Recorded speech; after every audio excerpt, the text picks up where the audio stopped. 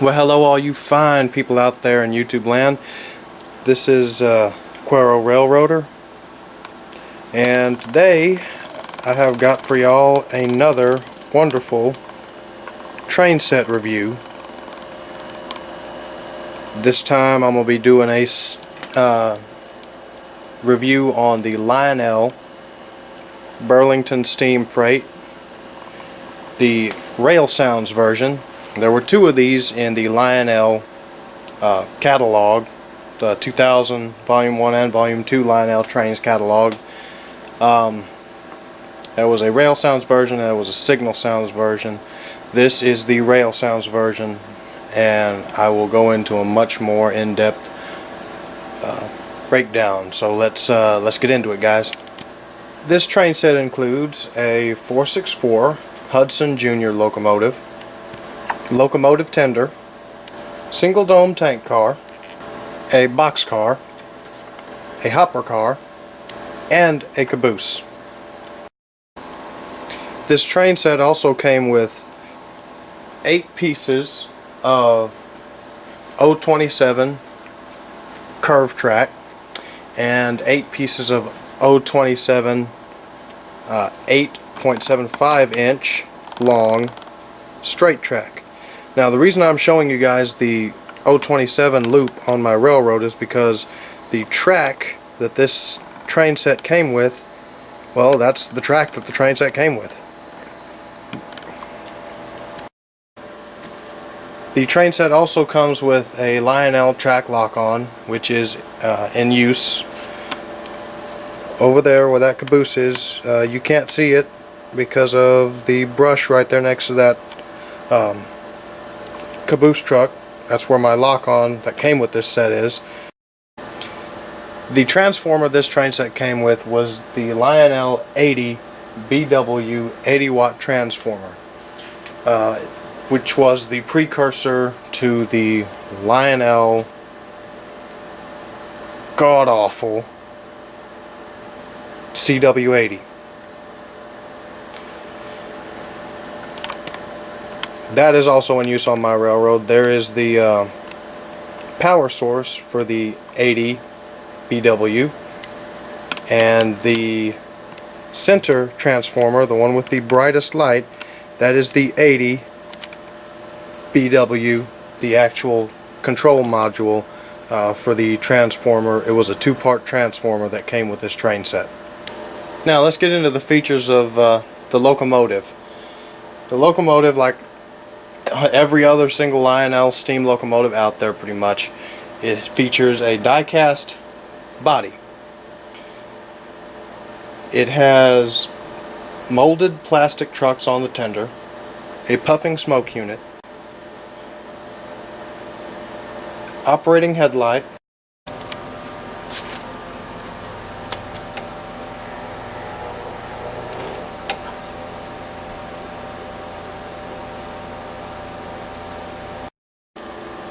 detailed and spoked driving wheels, separately applied handrails and bell, as well as a separately applied valve of some kind up here. The locomotive features transformer controlled forward, neutral, reverse operating sequence, and it can be operated by either bringing down the throttle,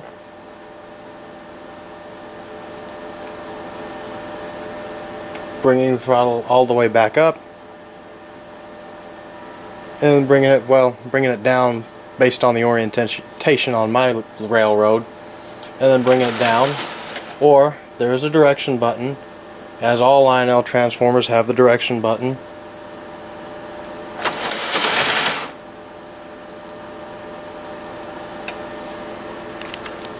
Underneath the cab, on the engineer side, you will find the reverser locking switch. It has an on setting and an off setting. When the switch is in the on position, the locomotive will operate in its normal forward, neutral, reverse operating sequence. When the switch is in the off position, the reverser is engaged or disengaged, and the locomotive is locked in whichever direction it is supposed to move when power is next applied to the locomotive. It will only run in that specified direction until power is shut off and the on-off switch is put back in the on position.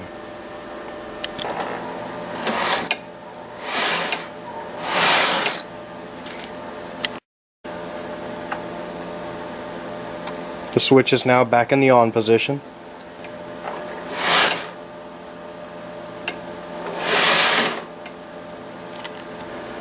On the fireman side of the cab, underneath the cab, you will find the on-off switch for the smoke unit.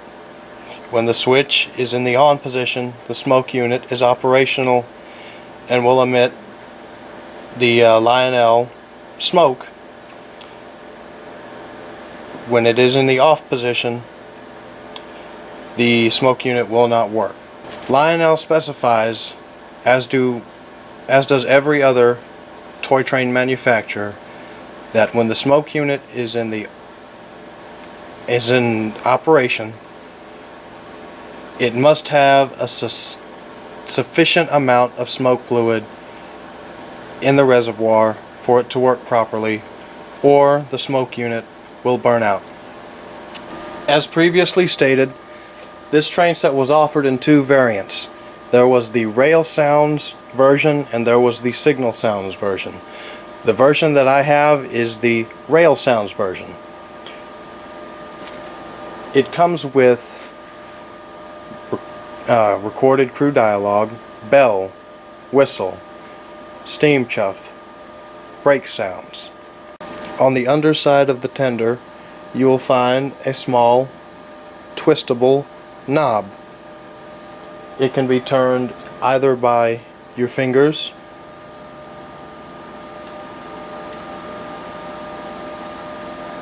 or with the use of a flathead screwdriver.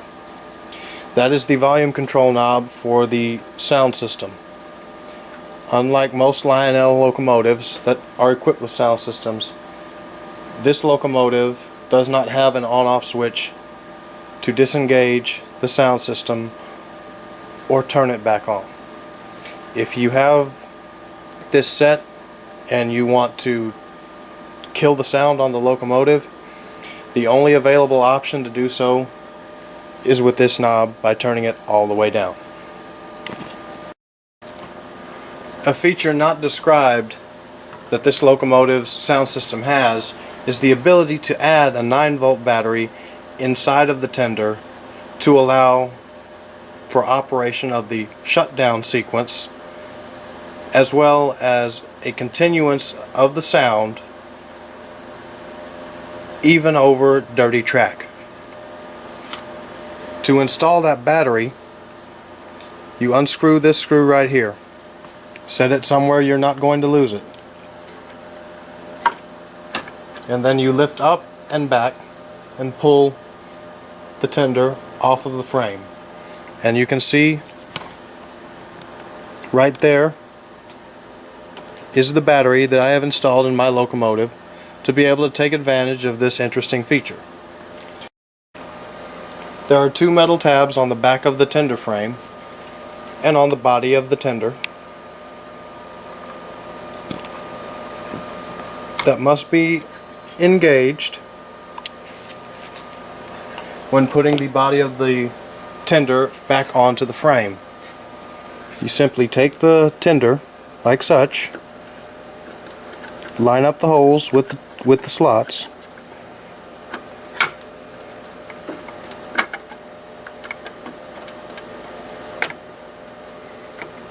and then let the body drop down and back onto the frame, and make certain that there are no wires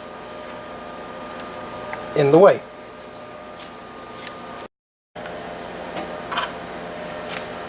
With the tender body back on the frame, take the screw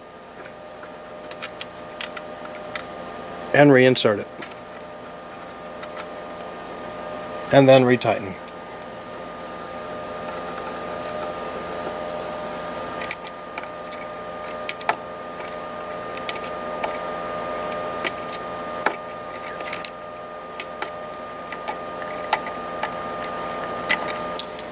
Unlike MTH electric trains, you can leave the battery inside of the tender until it dies on its own from natural use. It will not burn up your sound system. If you do that with an MTH train, your sound system will burn up over time because it is still drawing power from the battery. Another reason Lionel trains are far superior to MTH. Now I'm going to demonstrate the sound system for you guys.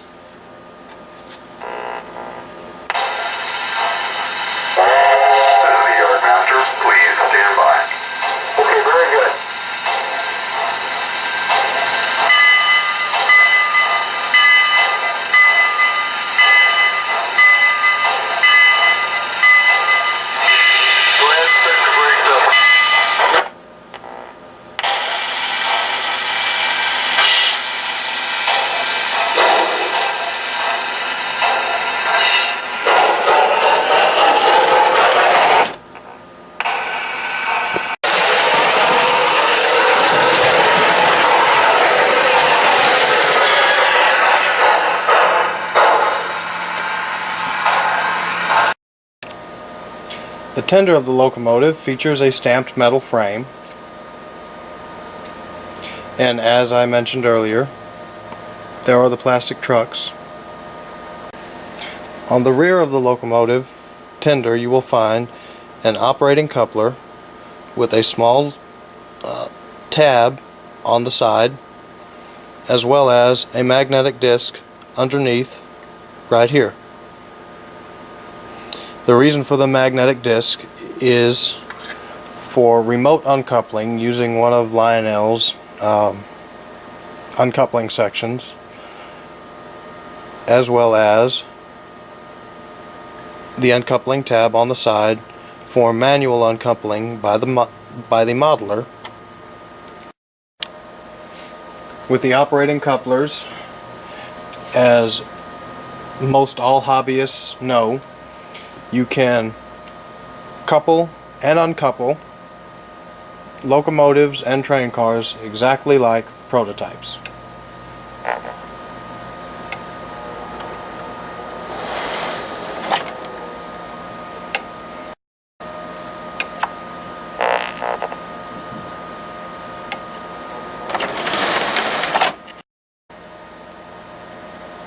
With the operating couplers, which are a standard feature on all Lionel trains, you can couple and uncouple your trains in the same manner that the prototypes do.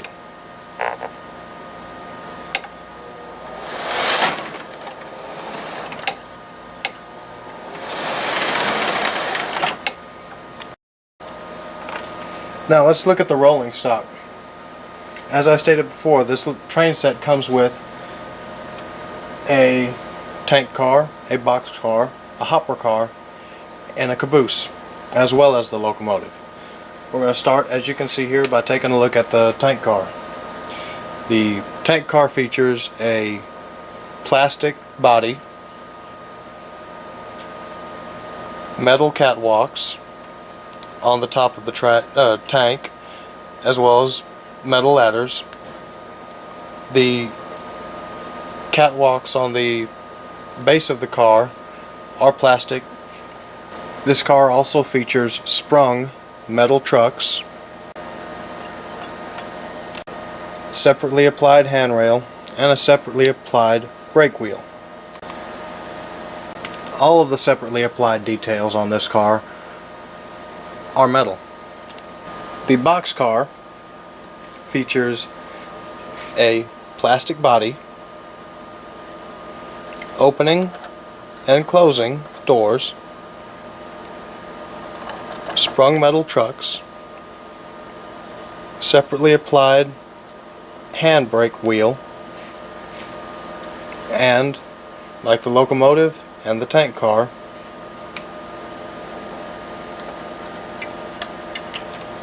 operating couplers. The hopper car features a plastic body, sprung trucks, metal brake wheel, and operating couplers.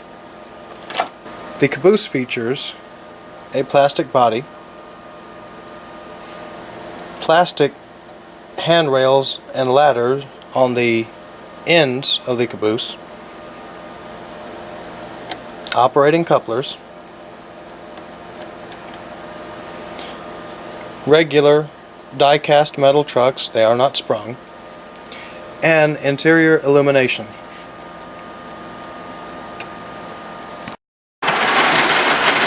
Seeing as the 027 track currently in use on my railroad came with the set, it is safe to imply and correct to imply that this train set will operate on 027 gauge track, as it is clearly doing now.